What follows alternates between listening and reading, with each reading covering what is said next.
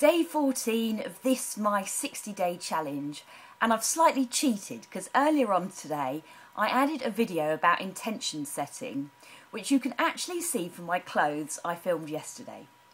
So in light of the poor sound quality of that video, I just thought I'd take the time now to re-explain a little bit about what I meant about intention setting.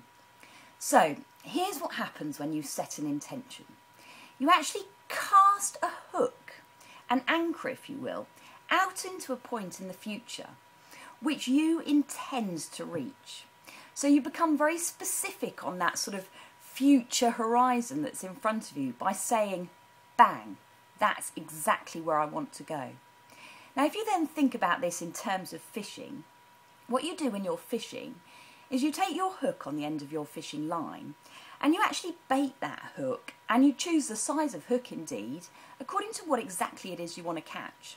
So if you're catching mackerel, as you might do on the beach out here, well then you'd use the mackerel feathers.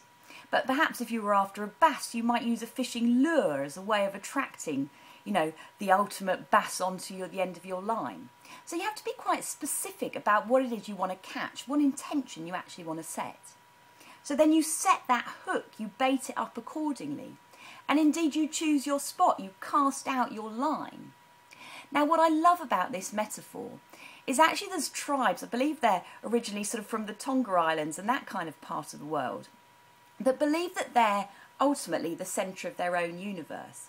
And how they view time and the future and such is that the future comes to you.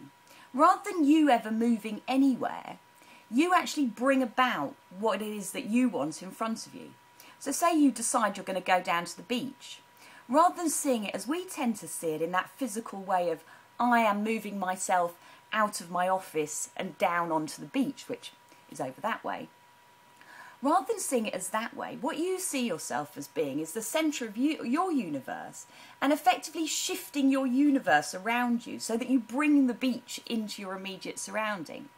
So if we think about this in terms of, casting out our hook, setting our line, keeping that line in tension, then we're anchoring ourselves to a point in the future that we're then effectively reeling ourselves closer towards. So I just love that. Be very, very specific about that hook, that intention that you're actually casting out into the future when you set these goals for yourself, and then see that metaphorical line taking you exactly there, and gradually begin that process of reeling that future into you. I very much look forward to seeing you materialise your intentions. If you'd like to know more about how to forecast a finer future for yourself, how to use these metaphors to really identify what it is that end objective of yours should be, where your true purpose really lies, and how indeed you can harness your passion to make it happen, then please take part in one of the guided brainstorming exercises. They're currently free, and they're not going to be free forever, I can promise you that.